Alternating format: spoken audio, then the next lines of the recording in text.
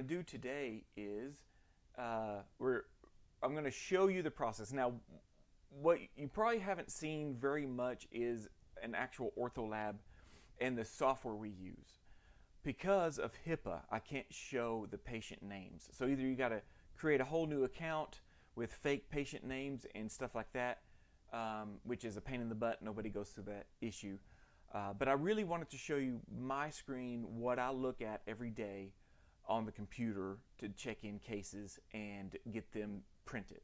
So we're gonna check in a case. We're going to base the STL file, and I'll show you a couple ways I base them. And then we're going to send them to the printer over there. We'll send a batch to the printer. I'll show you how I do that. And then we'll actually process a batch. I got 3 prints hanging up, draining right now. And I'll move a camera over there. We'll go over that, and we'll show you how to do that. So pay attention to the end, and we'll do that. So let me share my screen. So what we're going to do is we're going to check in a case, and I've already checked it in by clicking this button. Now some of these screens I have pre-made them, so that you can, I can blur the names before we get there. So as you can see, there's lots of, I can get into this later, maybe I can do a full review. Right now we're just going to talk about the digital workflow of a model. But let me go to this other screen here. This is the check-in screen of a digital case that was submitted by a doctor. So obviously I blurred out the name up there, but depending on which office they send it to, there are different ones that they can do. And I have a pan here. Let me show you this down in the corner. I have a blank pan, and it has a number on there, as you can see on here. And I'm going to enter that number in. So all of my pans have a number. This date needed has been set by the doctor's office. This is the date they need it. And I always tell them, put the day before the patient actually comes in. That gives a little cushion. And so ship date. This is our internal laboratory ship date. And I usually do, so they want it February 28th. And I'm going to choose a couple days before, so this Friday. And over here on the right-hand side, you can actually see the other cases. There's Pete again. Pete, I don't even know if y'all can hear that or not, but, oh, he's crapping on me. Oh. So we have this Lucas office here, and it tells me when it was checked in and when they need it. So, and the ship date of those. So if you actually want to batch ship a bunch, you can look in the right-hand corner and go, oh, on the 13th and the 14th, I have a bunch going to them. So you can actually change your ship date if you want to the 14th or something. That way you can batch them all together internally. Here is where you charge for your resin model. This is something you set up in the back end of Easyrx. This gives you a preview of the retainer, what you need. So actually I need a full palette. So I'm going to 3D print it model upper, and that puts a charge on there.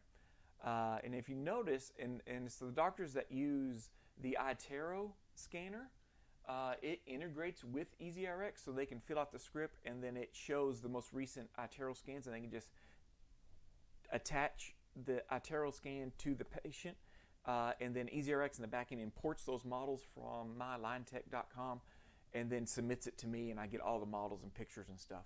And if it's iTero, I get a preview of the mouth over here, which is really great because I can see there's brackets on here. And that I'm going to need to remove those because I have a labial bow right here. So I actually am going to charge for removing bracket carving. So all these are options you can have for bands and centered bands, and all these you can put in the settings in the back of the Easyrx. So I'm going to check in prescription, but first this is going to show the names. So we have the case here. We use a tag system so we can kind of track the cases through the lab. And I'm actually going to put this in 3D Print Q. Let me bring this back up here. So I'm going to put 3D Print Q. Let's see. Yeah, 3D Print Q.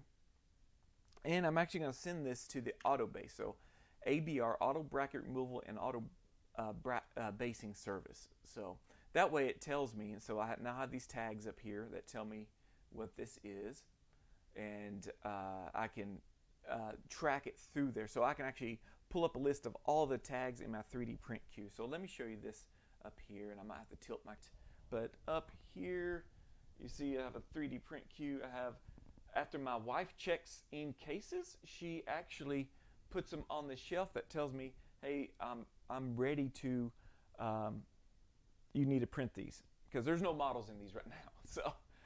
So that's what the 3D print queue is. And so we can track, and we can look at something,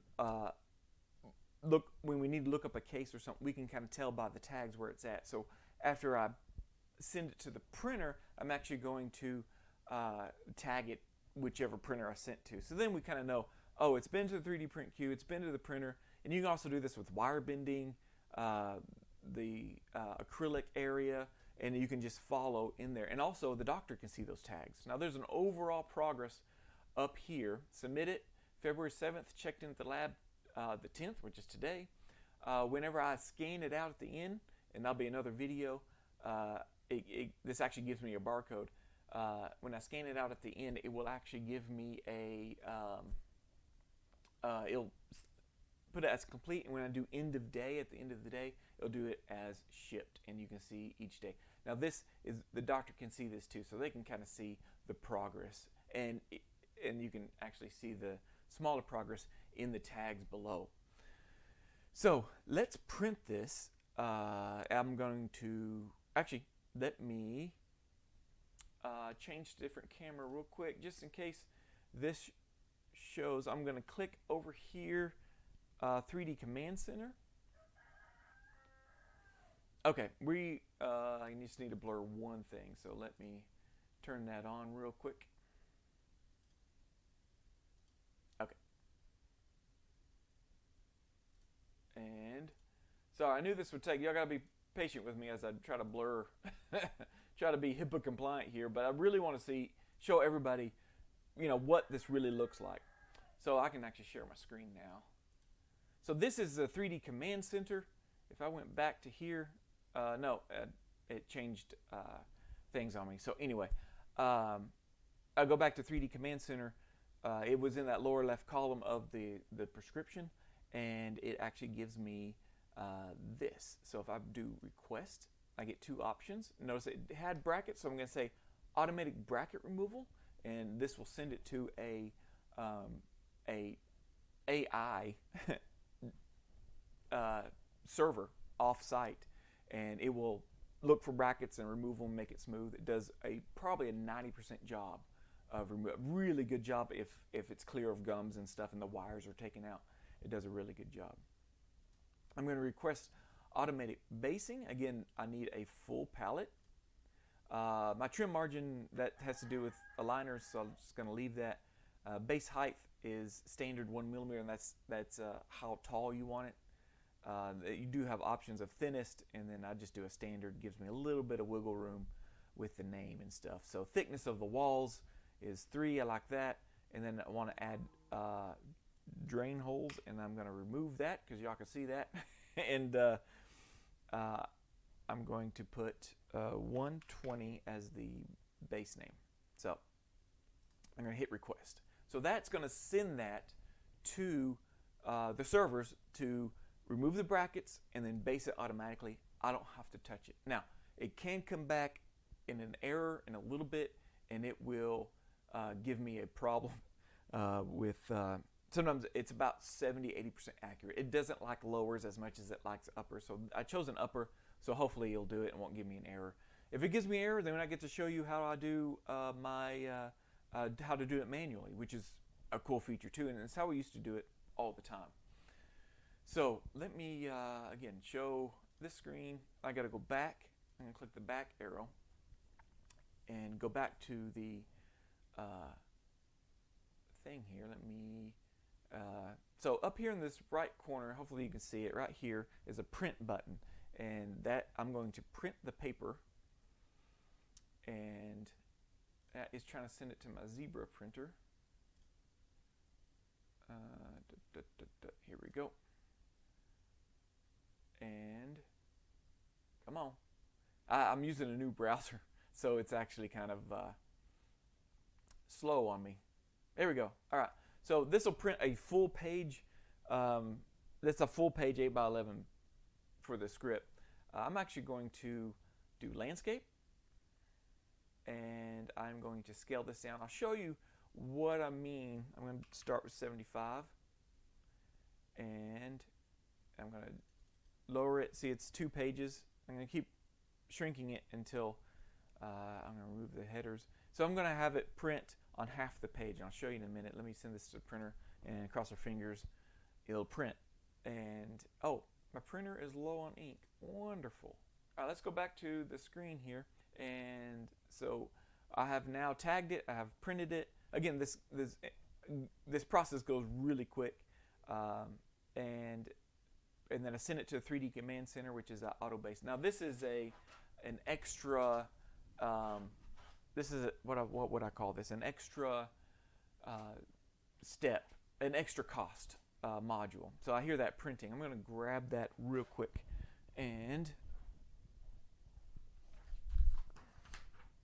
the reason I do print it on half the sheet, I like to fold it in half like this. And then that's usually what a lab script looks for. Ortholab is that size. They all are different. Different labs like different sizes, but I like this size, and it fits using the thing here. So let me put that up there. That's one of the ones we're going to print. Let's actually check the process on that while I'm on this screen here. Nope. We'll see. Sometimes they'll say, oh, it completed. So let me go back. And there it is down here at the bottom of all the things. I'm going to keep, and let me show you my view here. Okay, so it's down here at the bottom, and it adds it. So once it finishes the auto basing, it sticks it in there. So we're going to preview this real quick, and I may change solo layout. So let's view this. And oh, my fat neck is in here. Gross. And there is our view. It's within the web browser, and it labeled it automatically. So I did 120, but you saw it pre-populated it with. Oh, actually, I can share my screen. This would be better than seeing my back of my neck. So you can actually see the name here, right here, and you can see that it actually the name was on there, and it will automatically print the name. But you can type in anything you want right there. I don't like. Hopefully they update that. I don't like this. We'll do one manually probably coming up in a little bit, and I'll show you the labeling that I like. So this is the model. It does a pretty good job on uppers.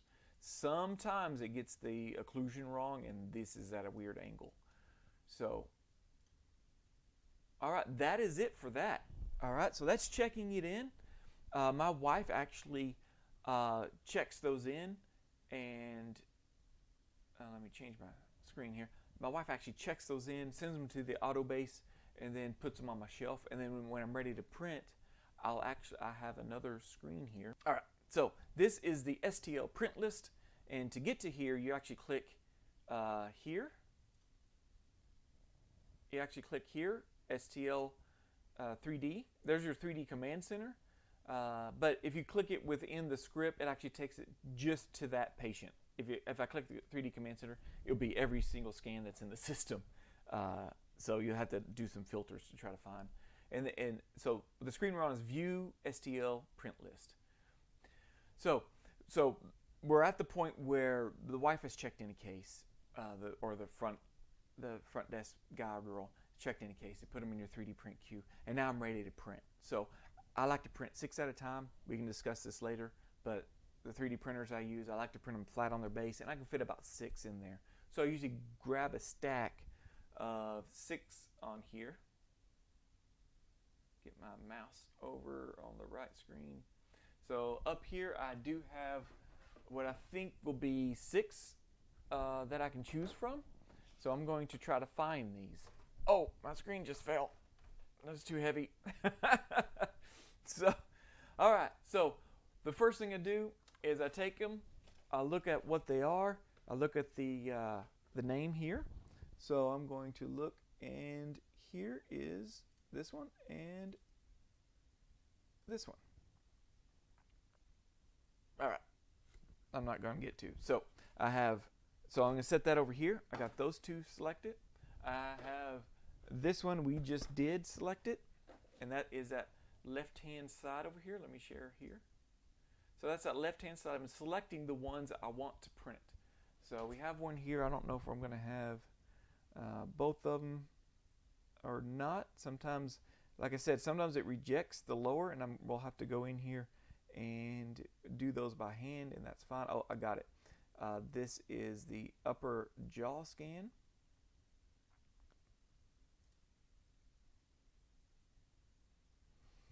And I'm going to set that to the side up here, and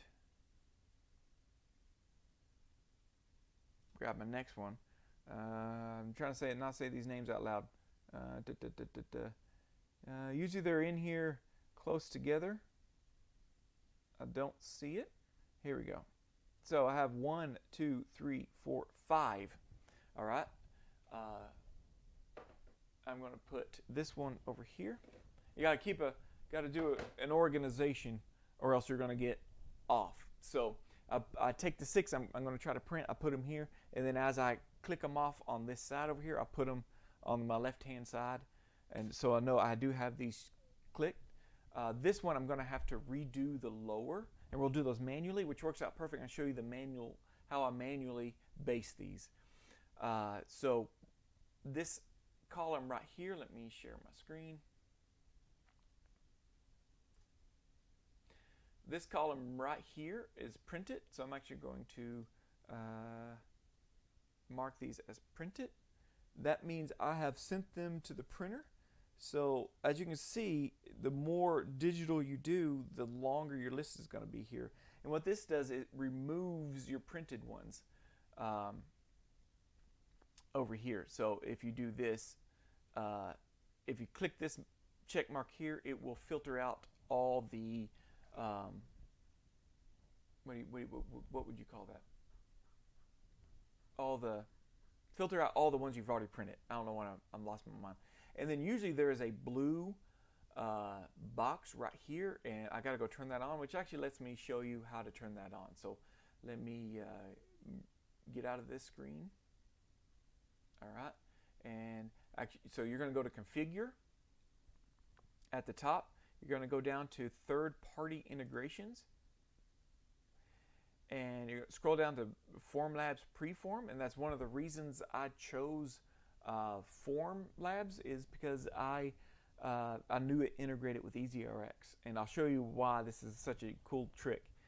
So I'm actually going to enable Preform. So Preform is what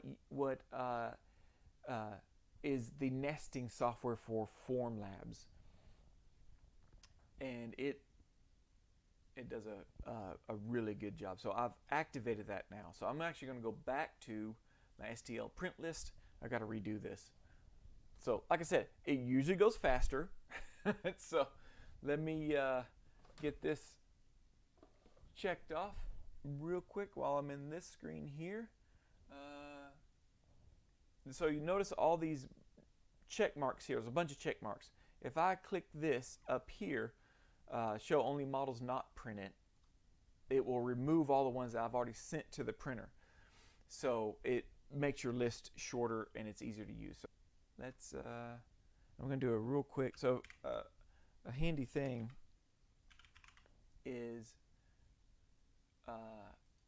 you could do on a Windows computer, do Control F, and you can find words in a web page. And I think it's Command F or Apple on the other ones. Okay, so here is the beautiful part of this is, so when you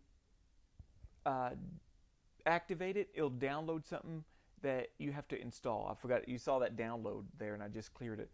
And you have to actually install that for the first. I've already installed it, so it should work.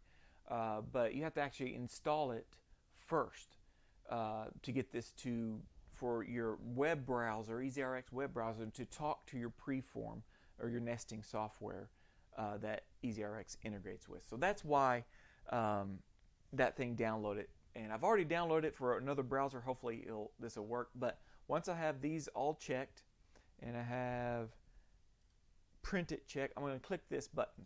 Now this will take a little while. Yeah, always. Yeah, open Easyrx web extension.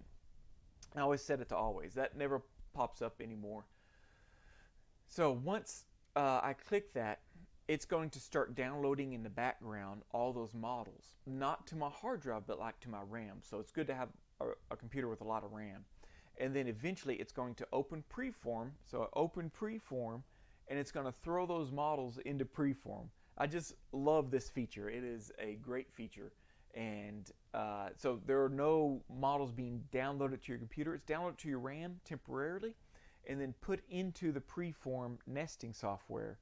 And then that's what I'm going to use to send it wirelessly to the printers back there. So now those have taken that list that I have clicked on, said I want to print this one, this one, this one, this one, this one. And again, I do 6. I'll just print 6 at a time. That's just what I do. We can debate it.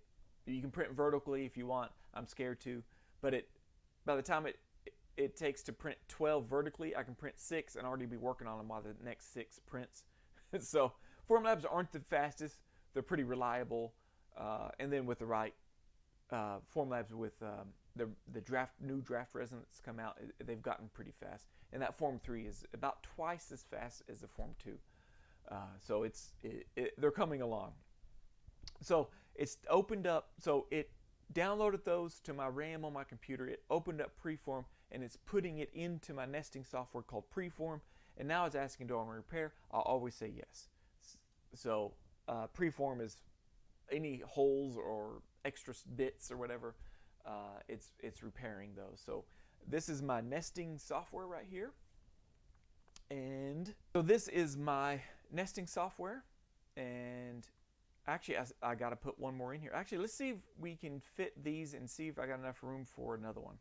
So you can see one has imported upside down. It's red. It's showing me there's a bunch of unsupported areas. So I'm going to go over here to this orientation button. I'm going to do select base, and it tries to find the bottom. So you see it found it. So you can put it here, and it's going to put that as the bottom, or you can put it on this tooth, and that tooth is now the bottom. So like I said, I like to print these flat. To me, it's safer than printing them vertically. The Form 3 I'm not too worried about. The Form 2s, you can get them to break off if you don't support them. There's a lot of supports involved in that. So I've just gotten used to just printing them, and I just put them all in a row. I'm just moving these around, making room. Let's see, I can move this over here. It's kind of like Tetris a little bit.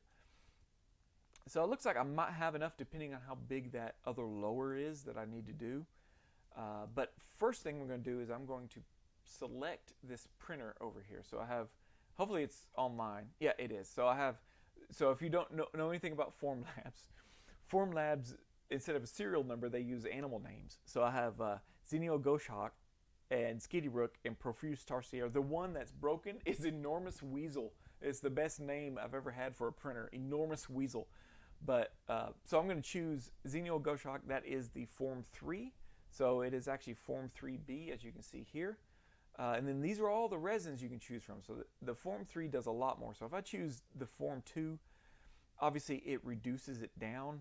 I can't print as many resins, but if I do Form 3, it adds some in here. So there's night guard material, there's denture base, denture teeth, custom tray, there's just clear, and then of course Formlabs isn't completely dental. It's in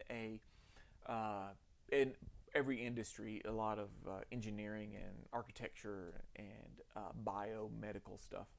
So that I'm going to choose draft. That's what I have in there, and version 2 of draft. That's what I like to use. Now they do have model, and they have a highly accurate crown and bridge models with removable die. So this is very accurate. I have used model before, and it was very fragile. I think it was version 1. It was very brittle. I didn't like it. It didn't hold up to what I needed to do. But I do like this color, that model color right there. But the gray is okay. And I'm actually going to name this today's date, so Feb 10th, and I put the initials of the printer on there too. So, oh, that's fab. So yeah, it's fabulous. February 10th, XG for Xeno Goshock. And then layer thickness. This is a good layer thickness for ortho. It gives you the accuracy you need. If I do adaptive, or if I do this, it prints faster, but then you get that real topography on the model, real stair step view on the model. So 1 is good. Adaptive doesn't really work for what we're doing because adaptive is, well, I can explain it later. It pretty much, if you have a lot of the same prints, it can print those in thicker layers, and then as it gets into more curves and stuff, it will print smaller layers, which you would think works for models. It never has worked for me very good. And then I use default settings. I'm going to click apply. So then that's going to change. See the mixer side over here in the front. If I was using Form 2, it would flip-flop. So now that I've set those, I'm going to support these. As you can see, the red that's showing is unsupported. So as I do the little slider here, you see all this stuff here is unsupported. If I zoom into there, you see all that would be unsupported and would just fall into the printer as it prints. And this is another reason I do the, let me go page up, I do drain holes. One is I can get it to drain easier when I put it on a tilt. I'll show that in a second. But also it doesn't create a suction cup. If I didn't have that, let's see if I can show this. If I didn't have that, if it just printed like this, that would be kind of a suction cup and it would tear off the build plate and it's not good. So I'll put drain holes on there to allow some movement of stuff.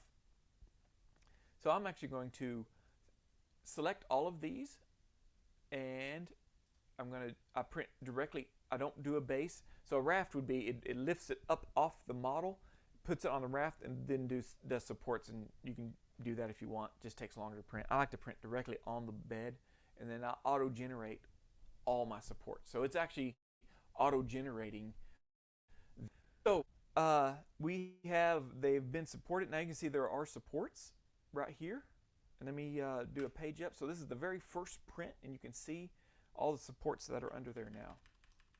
So if I go through each layer, you can see as that builds up. Actually, let me do this at an angle. You can really see it easier. So you can see all those supports it's added in there. And if you don't like some of those supports, you can actually go in, click on one of these and click edit. Oh, it's not doing it. Okay. Cancel. All right. All right, so that's pretty much ready to print. So you see my thumbs up over here. I always look for those 3 green thumbs up. That means it's ready to print. You can orientate these however you want to get them to fit. You know, you can do them all at once. You can move them around, even with the supports. You can move them around. So that is what we're going to do. So we're going to go back. All right, we're going to go back and we're going to do one by hand, base one by hand. So now that I have these ready to go, we're ready for one more. And let me change my view because I don't know if the names are going to pop up. Here we go. All right, so this is my work area if you're just tuning in. And let's get back to here and here. And I'm actually going to click up here in the right hand corner. It says prescriptions. I know y'all can't see that, but it says prescriptions, and you can actually search by prescription. So I have my case pan number here, and that's how I usually like to search for these. It's just easier than typing in a name. I'm a terrible speller, so I like to do the case pan number. So it pulls up everything that has this case pan number or used to. So these are the cases that used to be in there. So I'm actually going to view this real quick, and I'm going to go to 3D Command Center, and you can't see it very well, but right here it says failed. It says too many non-manifold geometries or whatever. So it's the auto base, pretty good, but sometimes it fails on you. So I am going to go back. If you can see in here better, the patient's name is in here, so I can't show you very well, but this shorter one here says original, and so that's the lower scan original, upper scan original, and then once a scan is attached to Easyrx, Easyrx optimizes it. So it goes in there, cleans it up, smooths it out where it's rough, patches any holes, and so then it's called optimization. So it actually optimizes it, and those are those two ones on the top. So I'm actually going to choose an optimized one because the auto base feature only does it to originals. So you could actually bypass the feature by the failure by downloading the optimized version, re-uploading it, and then Easyrx thinks that's an original again, and then you can try it that way. But I'm going to use this time to do this one. So you actually just click on that file, and then I got two options here, view and edit. I'm going to click edit, and this may run a little slow because I'm actually live streaming and trying to run this. So this will give us some time to talk. So if you have any questions while this loads, I can answer those questions. So it's going to load a work area. So again, I'm still in the browser, and I'm about to put a base on this, and you just use your mouse. So I'm using the scroll wheel here, and there is our model. It's a little glitchy. It runs a little bit smoother, but again, I'm live streaming at the same time, so this is going to work just a little bit slower. But you're actually just seeing a preview. This model exists on another server. So this server exists on Amazon servers or something, and you're making all these edits and then sending it to the server, and then it's showing you a preview of what it's going to look like. So this is the 3D editing software. It's within Easyrx, and I think it's included in that 99 Perry. I think that it's included in the 99 plan. Is this basic basing feature? So this is Easyrx 3D is the name of this feature, and it's within the web browser. And the beauty of it is you go back to that one script over here down below, and you click on the one you want to edit, and you click edit, and it takes you right into an edit screen, makes a copy of the model. So when you make these edits and you save it, it actually saves a copy of it back into the script, kind of like it did for that auto base, the one we did on that first case. It did the auto base, saved it back into that script as a new file. So you don't ever lose the original, which is beauty of this digital stuff. You don't lose the original, and you can create as many copies of this as you want. So on the right hand side over here is you just follow it from the top down. I'm just going to show you what I do. It wants you to orientate the model. So the step one is click left molar. The next one is click between the first anteriors, and then the third click is the right molar. So I'm going to click the left molar. Any of the molars will do. So I'm going to click that. Oh, let me orientate. Here we go. Click the left model, and then I'm going to try to get these in the same plane. You can click down here, you can click up here. It's just going to change the inclusion of it. So you'll see that little triangle that popped up. So what's that telling Easyrx? Easyrx doesn't know what the hell this is. It's just a bunch of pixels. So it's actually telling it now, here's the top, here's the bottom, here's the occlusal surface, and you can actually use these now. So there's top, bottom. Now this runs a lot faster if I wasn't live streaming, so that's why it's a little slow. So remember, we're still in the web browser, which amazes me what the web browser can do nowadays. So I'm just using my mouse. If I left click, I can rotate it around. If I right click, I can shift it back and forth, and then the scroll wheel zooms in and out. And there we go. So I have done the first step, and this also tells Easyrx, hey, this is the surface on this side, and this is the intaglio surface. So it knows which side to put the base. Otherwise, I'd try to put the base on this side, and that won't work. So they've added a new feature. Before, you had to actually move these dots like this and make your trim line, or hold the shift button and trace your own trim line. But now they've created an easy base. So I'm going to click over here on easy base, and it pretty much just shows where do you want the bottom of your base to be. And so this is actually going to be a retainer, so I actually like to keep it as tall as possible. I like as much room in here as possible for acrylic and wire and all that good stuff.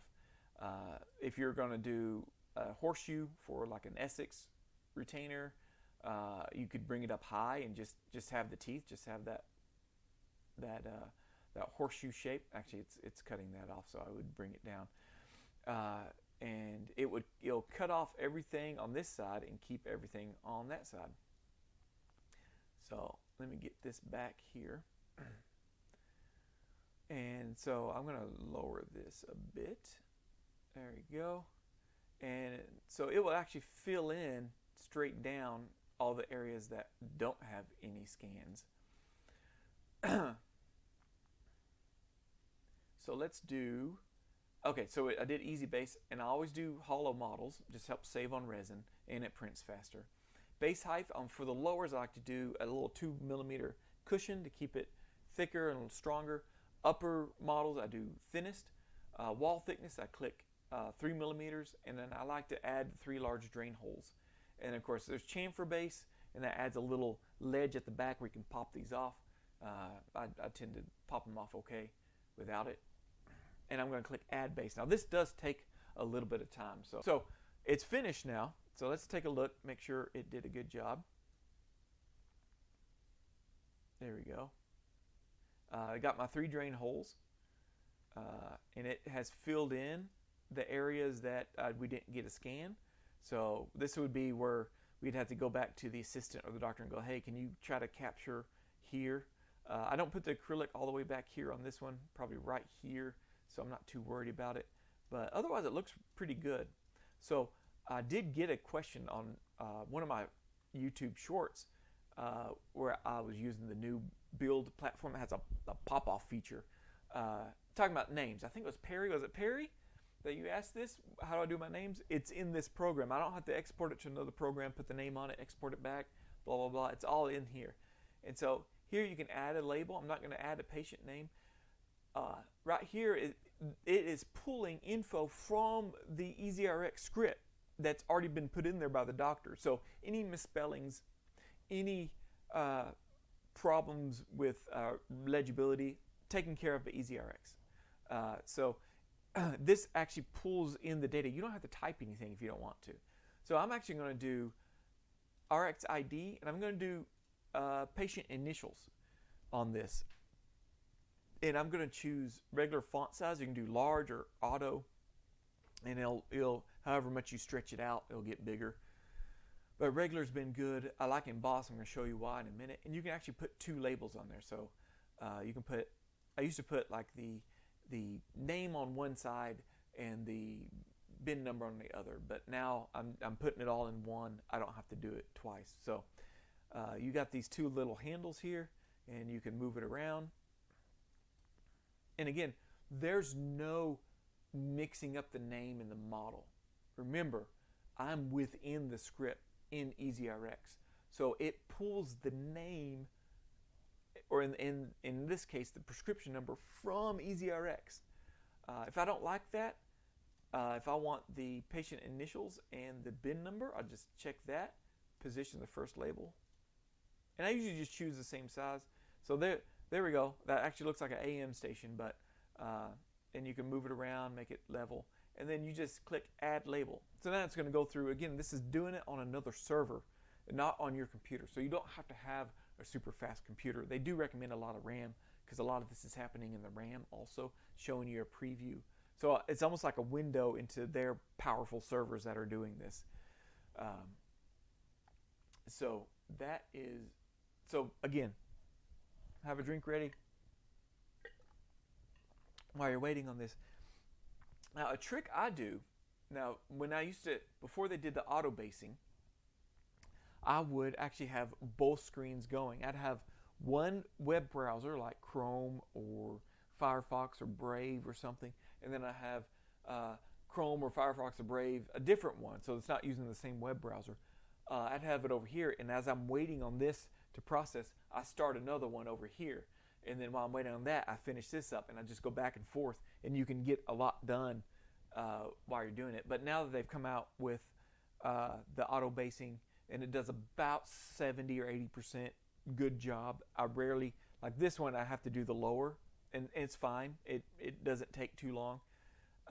But let me get back to here. So this is done. The label has been added, and I like this label because it actually protrudes out a little. It's easier to read than the auto-based label, and I just like the label better. It's easy to read.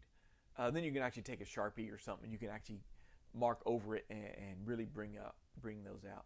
So now we're going to save it. We can actually type in that that box whatever you want. You can type in. I used to type in upper or lower or U or L or base pan or whatever. Pretty much you're just typing in whatever file naming system you use for your Easyrx. So when you click save, you got to sit there and wait. You can't click off. So that's why it's good to have another one open and going. So while you're waiting on it to save, you can just click off. You don't click off. Let it run until you see that white bar. And then you can actually click this and it'll just shut down that tab and it will save it in here. So let's refresh this. I need to change my camera view. All right, so let's refresh this. And if you look down here, it's going to add the name, the invoice number, and then hollow. So, but you can name whatever you want. I usually just use the default naming. And whenever I used to do all these by hand, I would do the lower first, and then I would do the upper. So I always knew that hollow was lower, hollow -1 was the upper. So if I was looking for that, that's where we would be. So now I can go back to that Easyrx print list up here. Let's go there, print list. And you can't see this very well, but it is right, wait, here it is, right here. So if I actually click this and remove all the ones I've already printed, it's right here at the top. So I'm actually just going to click this, click print it, meaning I'm sending it to the printer. And so then I can filter it out of the list later. And then if I go back to, okay, so now I've added this in there. All right, I've supported it. I have 3 thumbs up over here. It's good. I've already selected my printer. So then what I do is I send it to the printer by clicking this button, and it confirms where you're sending it, tells me how much cartridge, how much resin I have left. It tries to average what it's used in the cartridge and stuff. And then account, this will actually sync this to my online dashboard for Formlabs, and I can actually track this print there. But so I have actually uploaded it. I can actually hear it turn on. The Form 3, you can actually prime it, and you can remote upload prints to it. So you prime it, you get it ready. You can upload these prints to the form at your house or at the lab from your house, which is great. So you can do some of this work at home and send it there, and you can actually track the progress online. So if I click, so I brought up my default web browser, and it's actually going to bring up my Formlabs account, and I can see all my past prints that I have done. It tells me how many cartridges I have running low. I have 1 tank with low health, and I got to put that order in today. If you're running multiple printers, excuse me, you can see them all here, and they're printing and when they're going to be done, and you can schedule all that. So when if you're a big lab, there's some labs that have 12 of these printers, and they can control them all in here. Who's printing what materials they're using, how much I have used, how many resin tanks I've used, how many total resin tanks I've used. So this dashboard's pretty cool for you. I can't share this screen yet, but all right. So we've got that set up in the back. Let's see here. Is this asleep? Wake up. I'm going to get something's going to yell at me. There we go. So we got a view. I don't use this view much because of the audio delay. I hate it. So, but it's going to kind of show what I'm doing over here. So what I do is now, let me change my screen here. I take my stack of pans that's ready to go, and I can actually scan them like this into Easyrx. So right now I don't think it is. Oh, actually I can do this. Okay. All right. Hold on. I can do this. Okay. You can just see this. So this is a production. This shows the patient name when you do this. But this is the production under this tab right here. And you can tag RXs. You can manage them. So you create your own tags. So I have different tags: T3 set, sent to ABR, 3D Tech Print, 3D Tech Q. So just whatever you use internally, you can create it here, and then you can choose whatever color you want. All right.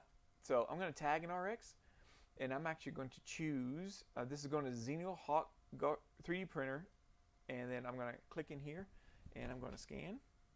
Actually, I can do this faster up here. I'm going to scan, and you see it adds it. Scan. Scan. I don't know why I'm saying the word scan, but you can scan those, and that's the same way you can check cases out, and so you can do bulk tags. So if you got a wire bender, he or she can have a stack of these and go to a station and check them all in as he or she bent, and then I can save it, and it adds all those tags in each individual Easyrx. So you don't have to go into each individual RX and add a tag. So you can do it bulk by doing that and get you a cheap $20, $30 scanner. Good thing about Easyrx, it's web-based. You can use it on any computer. I use it on a Chromebook, a Mac. It doesn't matter. Now, that feature where I imported it into my nesting software only works on PC as far as I know. It doesn't work on Mac. So just to let you know, if you're trying to do that on a Mac, it doesn't work on a Mac. I've tried it. It's all about web extensions and stuff. All right. So then I come over here and I put it up here. All right. And as you put these over here, I usually don't have, I was doing some moving stuff around. So these are what's hanging in the printer right now up here. So I'm about to process them. We'll walk through that processing, and then I'll move them over here to the processing area. So this is my Form 3. This is the one we sent that print to, and you can probably actually hear the fans going. It's actually starting to heat up and do its thing. I'm going to grab some gloves. A lot of this stuff I use for processing 3D printing. I have it on my Amazon. So I have an affiliate link. If you click on it and you buy something using my affiliate link, I get a couple pennies. Helps out, with the channel and stuff. Or I can bring more cameras and more angles and more stuff. But that is, so I get my gloves from Amazon. These are my favorite. They're nice and thick and do the thing. So this is the Form 2. I'm going to lift this up. This is a print I did yesterday. I kept it here so we can see it. I'm going to lift this up and pull this out. And you can see I have my models. All right, I'm going to lower that back down.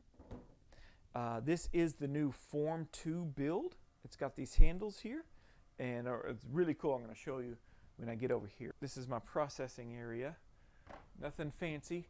This is an old IKEA table.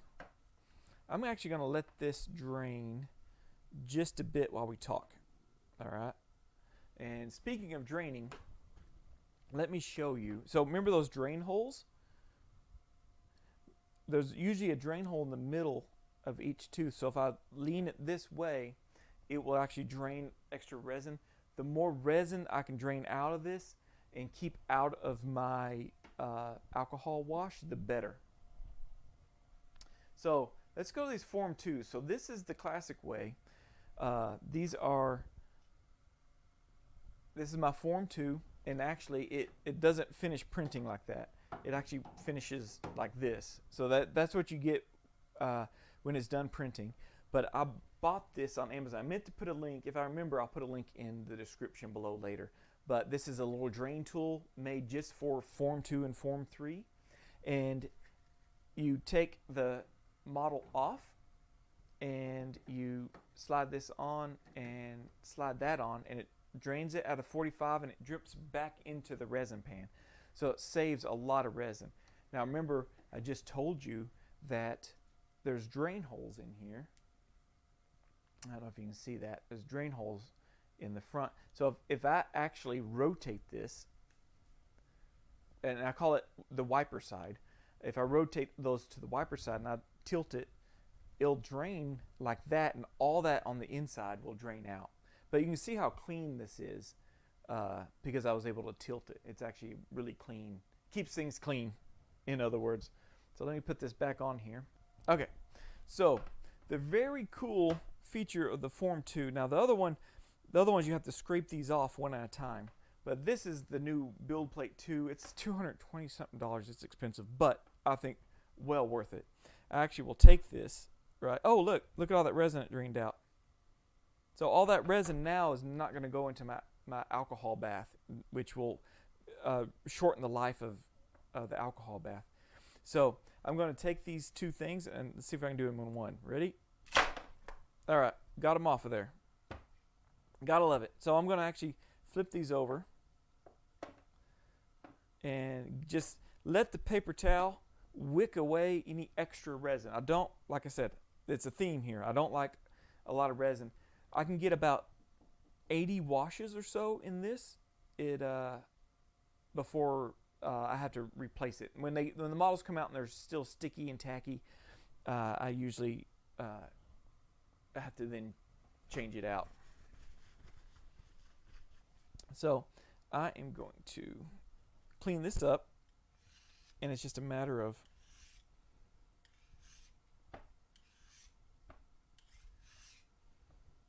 so nice and clean. I'm going to put it back into the one thing I urge everybody to do is you can wipe this down, and that helps keep the sticky off of here because it gets all over your gloves and stuff. Okay, so this is my Form wash. It's made by Formlabs also. I like it because it's hands-free. I'm going to see. Oh, the power went out. This is a good. I don't know if you can see that very well. Okay, so we have start. We only need a 10-minute wash for draft. Every resin is different. So I've done 10 washes in this using this isopropyl alcohol, and then of course that's sleep, which is weird. I don't know why it's doing that. So it changed to open, but if we open this first, you can see inside of there it is pretty clear. There's a little swirly thing, and it's a magnetic swirler, so if you've ever done chemistry class, you know what that is. But if I click this, it opens, and a basket comes out, and you can actually hook that build plate up here upside down, but you got to keep your alcohol topped off up here. So I'm actually going to take these models. As you can see, they've left resin puddles on the paper. Ooh, that one did a lot. Now, see, this one I did not drain it. One, I only have 2 of those drain things. So you can see how much of this is left over when you don't get to use that little tilt mechanism. So you can see how much is left over. So then I have that set for 10 minutes. I'm going to hit start. I'm going to rotate this to start and push the button in, and that's going to sink down in there, and then that propeller at the bottom will start spinning vigorously, so it starts washing it. All right, so it does one like clockwise for 2 minutes, and then it does clockwise for counterclockwise for the next 2 minutes. Now, while I have this handheld out here, this is my Form Cure. So it's the same size. They kind of look the same. And this has, you can see it's all mirrored in here, and it's got LED lights in the bottom too. It's got this little tray. Take the tray out. And so when they come out of here, I actually dry them up here with this fan in a little bit. So this is my, so this cures for 5 minutes. Again, the power went out on here. I didn't realize that. So this is set for, you choose the resin you use. So again, there's a lot of resin you can choose from on Formlabs Draft, which sets the temperature to 60 degrees Celsius, which is pretty hot, and then 5 minutes, and then you can press start. And this thing will rotisserie around, and the light will cure from underneath, and this will cure, and this light will cure, and this light will cure. So we'll get to that in a second. Let's work on this one, and I'll show you how the old way of removing these are. So I take this out. Now this is drained pretty good. It hasn't drained totally because it was at the wrong angle, so it was draining this way instead of this way. You can orientate all your models. Now you've got to be careful that these trays have what they call a life in there. You can only send so many prints. I got the wrong. You can send so many prints to this resin tray down here because there's a clear silicone layer, and then the more lasers go through it, the cloudier it gets. And so you have to replace this every 2 or 3 resin tanks. There's a green one here, and those are LT tanks. Disregard my broken thing. That's an LT tank, and it's supposed to be like 7 or 8 resin cartridges. So 7 or 8 of these resin cartridges, which are back here in the back. So these are my draft resin cartridges, and they auto dispense. So it has a sensor in there, and it senses the level of how much is in there, and then if it needs more, it just dispenses more. So you don't have to keep adding resin and making sure you don't have to top it off or anything like that. And then this thing right here is a mixer bar. Let me change cameras. Let me get in here. Let's get in here. Get in here. Let's see this. So this is a mixer bar, and it just keeps it mixed. As you know, some of the resins we use in 3D printing, they got pigments and stuff, and they just need to be mixed. And so this keeps it mixed, keeps the properties right. And this plate right here warms up, so it's got to be up to a certain temperature. So this kind of is all in one package. Dispenses its own resin as it needs it. This keeps the resin mixed, and it does all the printing. Speaking of printing, I forgot to turn this on. So it has uploaded. I double checked that it has my name. I named it, and so it's ready to go. I go to print. It says make sure you print. This is vented, so this needs to be vented so that it doesn't have a vacuum when it dispenses resin. And then you got to make sure your build plate is locked. So check, build plate is locked. Confirm, and then preparing to print. And I like this because it lights up here, and then this lights up here, as you can see. So you can actually tell if there's an error or something, that will flash and get your attention that there's an error. And this probably will warn me in a little bit and say, hey, there we go. The tank is nearing the end of the lifetime. So that's what I was saying. I got to order a new tank today. They're about $120 for this resin tank right here. And it's got a float in there that senses the resin height, and that still dispenses resin back there. I do like these Form 3s. The actual laser section they call it a garage. It can go into a garage and helps with dust and stuff. So obviously we work in a lab, it's very dusty. So this will actually tuck away into here, into this side compartment over here, the unit that slides back and forth. So I think that's pretty cool. All right, so let's get to doing this. And I'm going to show you a couple tricks I have for removing models. So this one doesn't have that quick release thing. So I have to use a razor blade. Okay? And I just gently slide up underneath the corner. There we go. And then I have ordered this off Amazon. So this is a 3D print tool you can order. Comes with this thing too, and I have no idea what to use that for. I guess to take off certain models. But I like this one because I can get up underneath the print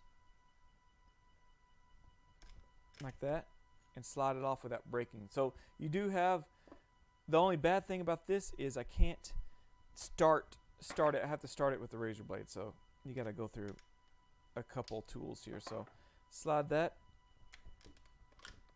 Okay. And then let that drain right there. I'll just work my way around. Just take your time. You just spend a few hours printing this. You don't want to break these, because then you just got to turn around and print them again. Oh, I didn't clear that out good enough. There we go. So, well, there we go. So I like this tool. So lots of noises going on. I got the Form wash going. I got the Form 3 printer going. And again, I'm not sponsored by any of these, by Easyrx or Formlabs. It's just what I use. So, all right. So now I got that. I like to use a non-razor blade, but like a nice spackle thing. Oh, that noise you hear is the Form wash finishing.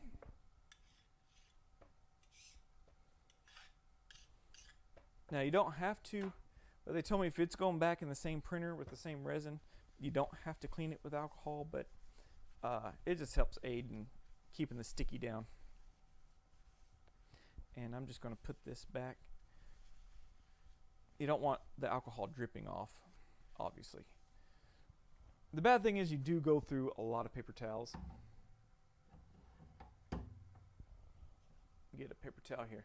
So this has now, so notice it now says 11 washes. All right.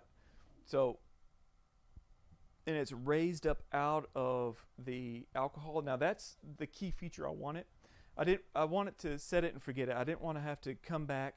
Now this right here is the wash that comes with the printer by default, and you got clean, you got dirty alcohol, and you got to put them in here and soak them for 30 seconds, and then you got to hand agitate it for 30 seconds, and then you got to put it in the clean. You got to do the same thing, and then you dry them. This one does it all, and it ejects it out of the alcohol, and it starts drying right here. So I aid in the drying by putting it up here. I have my little switch right here. Come here. There we go. So I'm actually putting those up there, and we'll let those dry a few minutes, and then we'll put them in the cure. And I set this to sleep.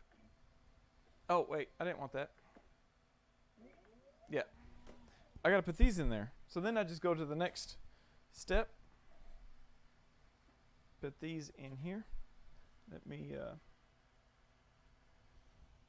see if I can do this with a different hand. So I'm just going to put these in here and start. And that lowers down and starts doing its thing. I'm going to clean up my area, and again, that's a lot of resin. So I'm going to put it in the trash can, and one thing I like to do, I'll show you in a second,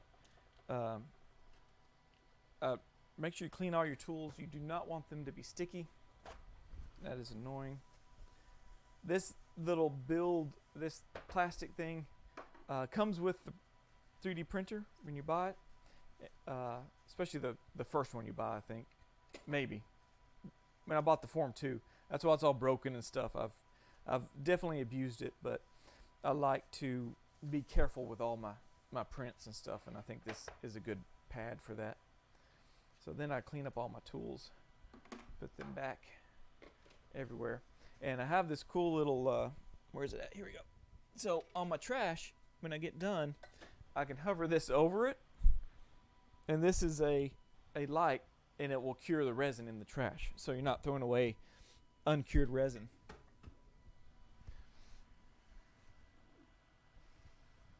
Okay. So while that is finishing, let's see if we have any more questions. I'm going to throw away my gloves here.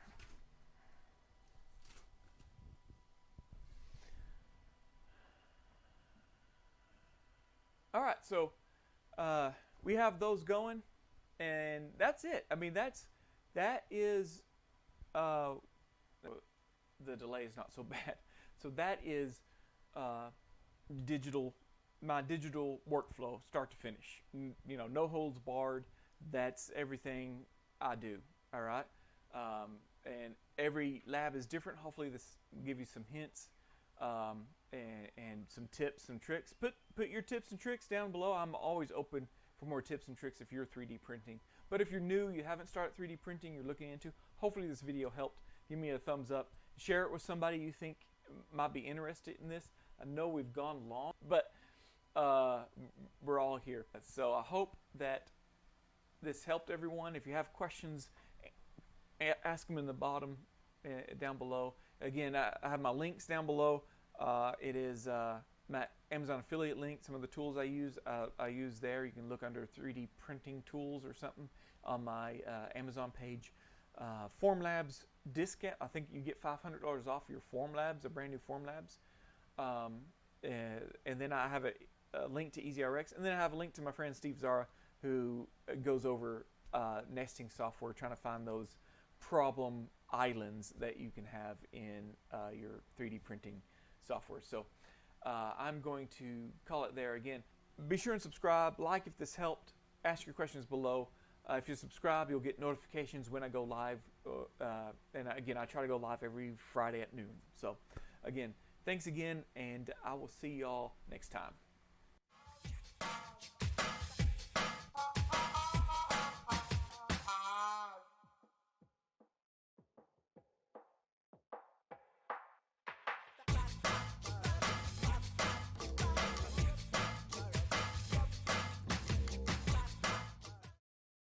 I'm actually going to do a ship date. So this is with Pete. Sorry, my rooster's crowing again.